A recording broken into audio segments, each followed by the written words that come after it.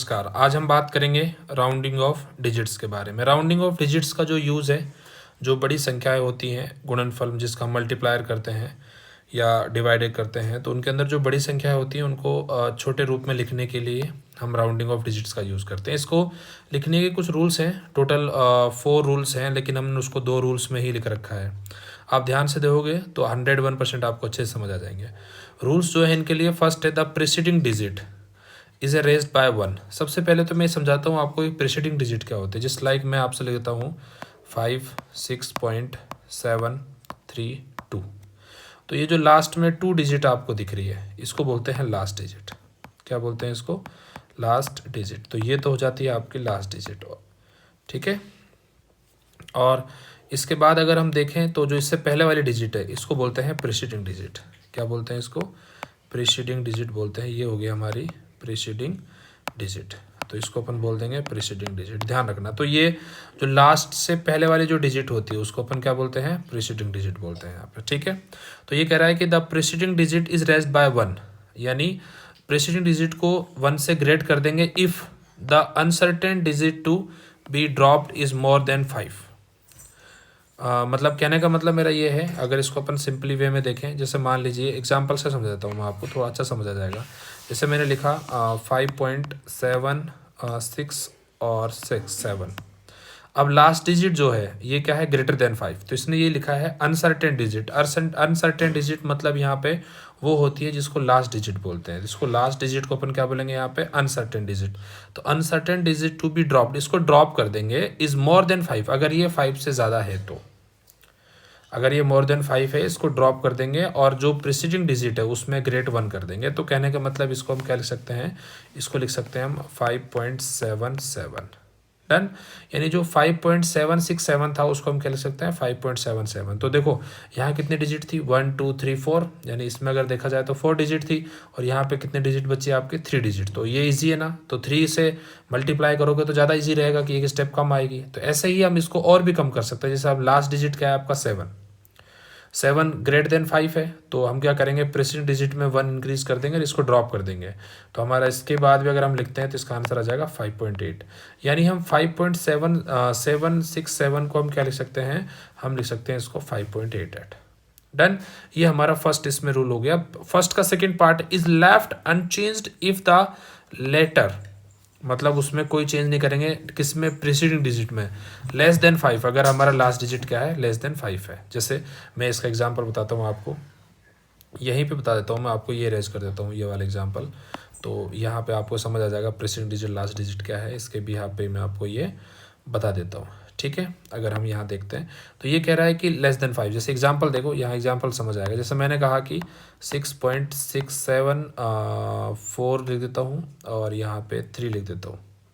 अब last digit क्या है आपकी? लेस देन 5 है, इसको बोलते हैं लास्ट डिजिट। इसको अनसर्टेन डिजिट भी बोला जाता है। लास्ट डिजिट क्या है? Less than 5। तो अब उससे पहले प्रीसीडिंग डिजिट देखेंगे, वो क्या है? 4। तो अब लास्ट डिजिट अगर 5 से ग्रेट है, इसको ड्रॉप तो करना ही है, साथ में इसमें कोई चेंज भी नहीं होगा। किसमें? इसमें आपके जो प्रीसीडिंग डिजिट है। तो इसको हम क्या लिख सकते हैं? इसको लिख सकते हैं 6.74। अब वापस लास्ट डिजिट लेस देन 5 है, हम वापस इसको ड्रॉप कर सकते हैं क्योंकि लेस देन 5 है और जो हमारी प्रीसीडिंग डिजिट उसमें चेंज भी नहीं होगा। तो हमारा इसको वापस क्या लिख सकते हैं? हम इसको लिख सकते हैं 6.7। यानी कहने का मतलब 6.743 को हम क्या लिख सकते हैं? 6.7 लिख सकते हैं। तो आई थिंक ये आपको फर्स्ट रूल इजीली आपको समझ आ गया होगा, ठीक है। अब हम देखते हैं, ये एग्जाम्पल्स भी हैं आपके। देखो इसमें एग्जाम्पल्स की मैं बात करूँ तो ये लास्ट में 6 है, तो राउंड ऑफ कर दिया इसको, तो 5 देखो करा दिया ना 8, मतलब यहाँ पे जो आपका 8 को उसको 9 कर दिया यहाँ पे, क्योंकि ये आपका जो 5 है वो ग्रेटर देन 5 है। दूसरा एग्जांपल दे रखा है, लास्ट में 2 डिजिट है, तो 2 लेस देन 5 है, इसलिए इसको ड्रॉप कर दिया, इसको लिख दिया 3.46, ठीक है। इस एग्जांपल से आई थिंक आपको समझ आ गया होगा। उसके बाद अब हम बात करते हैं जो हमारा सेकंड पोर्शन है। सेकंड पोर्शन क्या कहता है आपसे? सेकंड पोर्शन कहता है कि if the uncertain digit to be dropped is 5। अगर यहाँ इससे पहले वाले रूल में हमने पढ़ा था ग्रेटर देन और मोर देन, देखो मोर देन पढ़ा था और लेस देन पढ़ा था। अब हम पढ़ेंगे यहाँ पे इक्वल टू 5, यानी मान लीजिए ना तो लेस हो ना ग्रेट हो, इक्वल टू 5 हो, तो फिर क्या होगा? The preceding digit raised by 1 if it odd. अगर ओड डिजिट है तो रेस्ड बाय 1 हो जाएगा। तो मैं एग्जाम्पल से बता देता हूँ कैसे होगा, देखो ध्यान से। मैंने कहा कि 5.75, अब लास्ट डिजिट क्या है 5, ना ग्रेटर है ना लेस है, इसका मतलब 5। इससे पहले हम देखेंगे फिर प्रीसीडिंग डिजिट को। हमारे जो प्रीसीडिंग डिजिट है ये क्या हो गई, ओड हो गई। ओड का मतलब होता है विषम, ओड हो गई। ओड हो गई तो हम क्या करेंगे, अब इसको क्या लिख सकते हैं, इसको लिख सकते हैं अपन 5.8। ये लिखा है ना इसमें, देखो लिखा है by 1 it is odd, raised by 1 if it is odd. अगर मान लीजिए ओड है तो 1 रेज कर दो। इज लेफ्ट अनचेंज्ड, यानी कोई चेंज नहीं करना if it is even digit.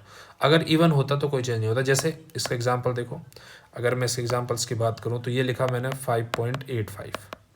अब लास्ट डिजिट 5 है, लेकिन उससे पहले प्रेसिडिंग डिजिट को मुझे देखना होगा। अब मेरी जो प्रेसिडिंग डिजिट है वो क्या है 8। इसका मतलब ये क्या है, एक सम संख्या है, यानी इवन संख्या है, इवन नंबर है। अगर ये इवन है आपका तो इसमें कोई चेंज नहीं होगा, तो इसको क्या लिख सकते हैं अपन 5.8 की 5.8, यानी नो चेंज। आई थिंक ये आपके एग्जाम्पल समझ आ गए होंगे, और अगर ये आ गए हैं तो डेफिनेटली आप अपने फ्रेंड्स को भी शेयर कर सकते हैं इस वीडियो को। ठीक है, नेक्स्ट हमारा जो अगला टॉपिक है हम उसकी तरफ जाएं तो हमारा अगला टॉपिक है सिग्निफिकेंट फिगर। क्या है अपना अगला टॉपिक, सिग्निफिकेंट फिगर्स।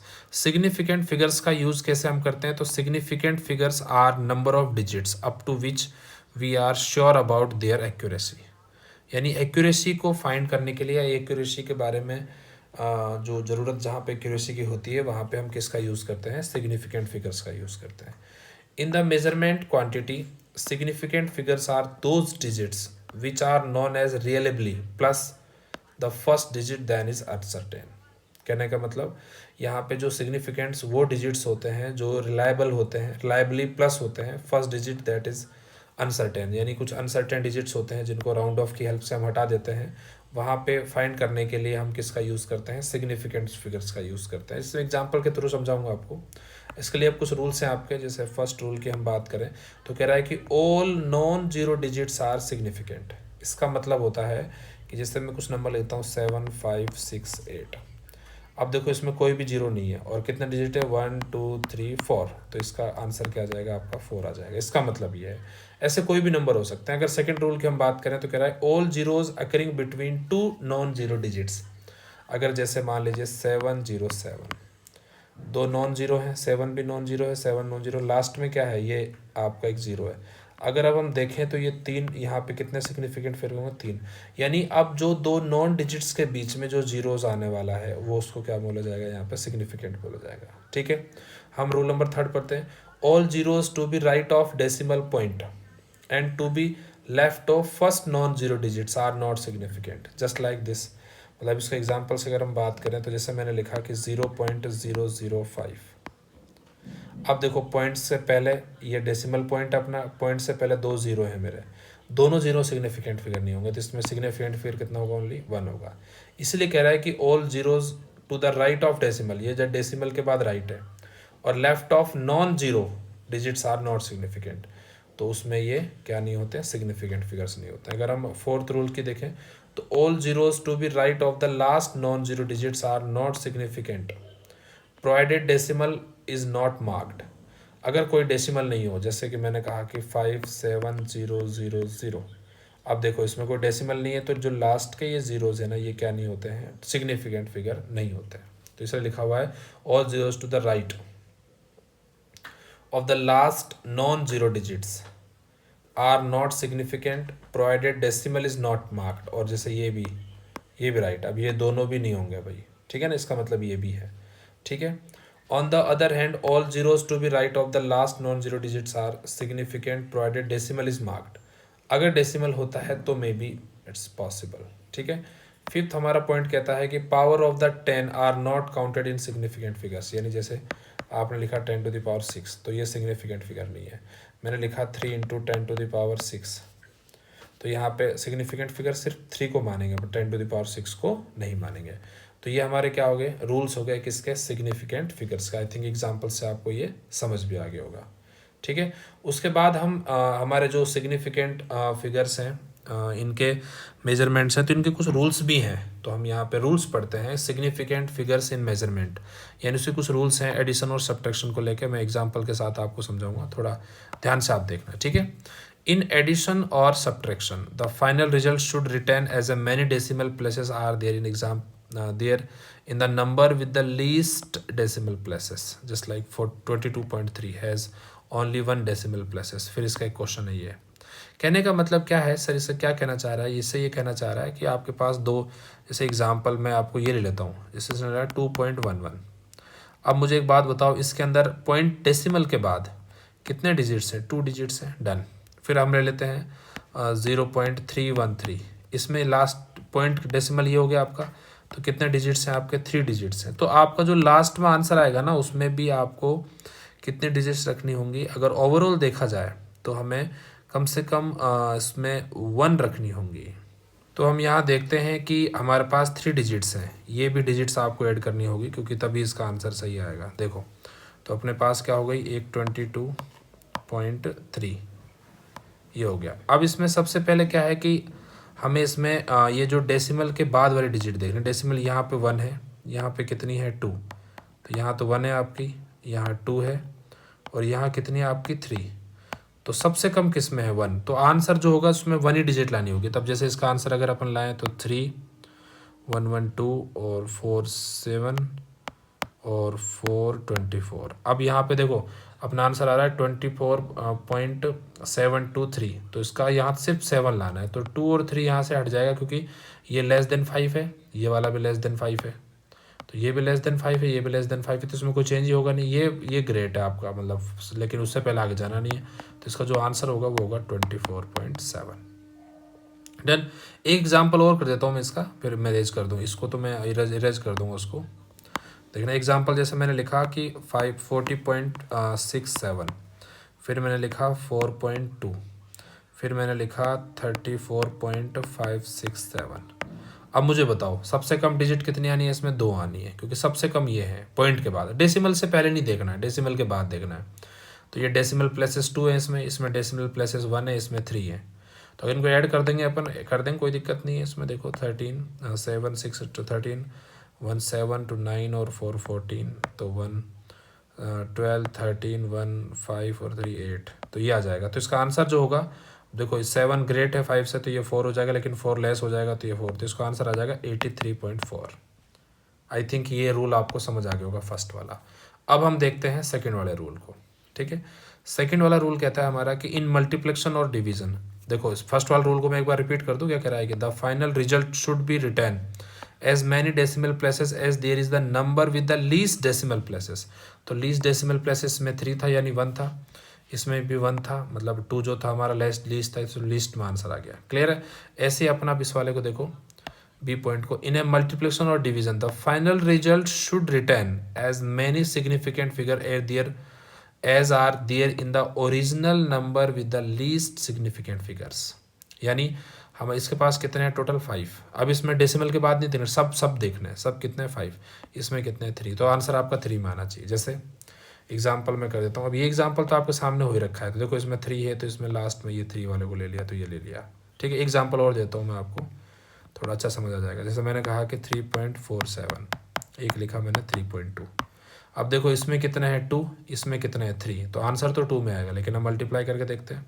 7 2 जा 14 और 4 2 जा 8 और 9 और 2 3 जा 6, 3 7 जा 21 2 कैरी, और 4 इंटू 3 12 और 2 कैरी, तो 14 1 और 3 9 और 10, तो 4 10 7 और 4 11, दिस वन करेक्ट।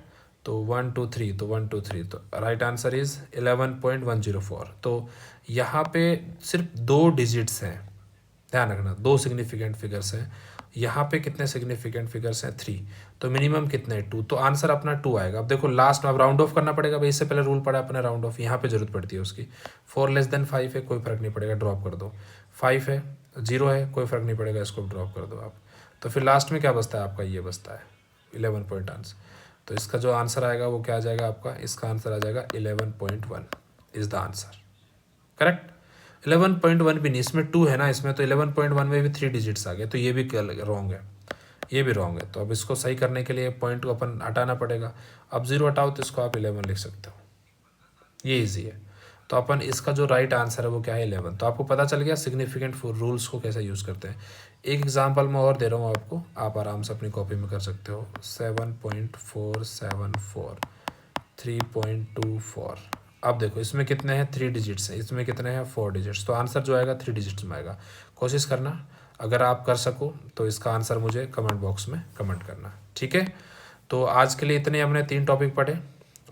तो आई थिंक तीनों आपको समझ आ गए होंगे। और भी टॉपिक्स पढ़ने हैं तो आप कमेंट बॉक्स में बता सकते हो, वैसे आपके लेक्चर्स कंटिन्यू चलते रहेंगे, आप इसमें देख सकते हो, ठीक है। Thank you.